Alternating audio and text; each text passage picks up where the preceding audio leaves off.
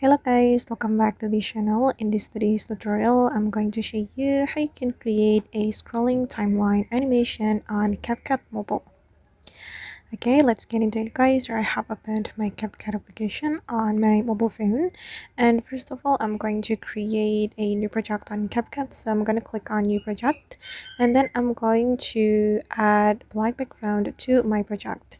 I'm going to go to the CapCut library and then search for black background. Okay, I'm going to add this black background to my project guys, and then I'm going to create the timeline. Wait, I'm going to extend the duration like this, and then I'm gonna add text to this background.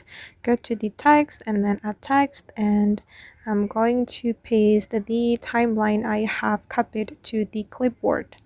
Okay, then you can adjust the size of the timeline. I'm going to make it smaller, for example, and you can keep adjusting until you're satisfied with how it looks. Okay, and then I'm going to create a scrolling animation, but wait, I'm going to make it align with my background like this, and then we can use the keyframe feature to create scrolling animation.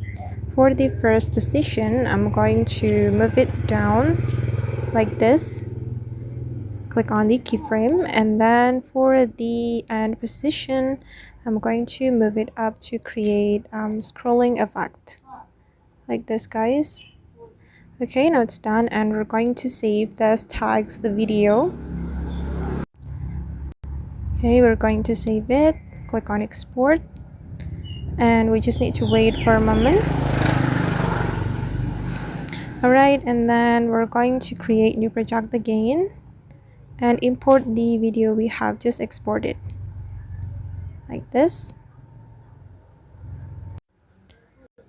Okay, and then I'm going to cut it a little bit, and we're going to apply mask. You can tap on your video and then go to the mask menu. This is the mask, and it's like the rectangle, and I'm going to place it right here. Okay, and you can adjust the feather like this. Okay, now it's done guys, and I'm going to play the video to show you the final result.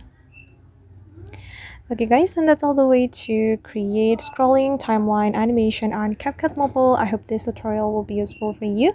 Thank you so much for watching, and if you found this tutorial useful, don't forget to like, comment, share, and also subscribe to the channel. Bye!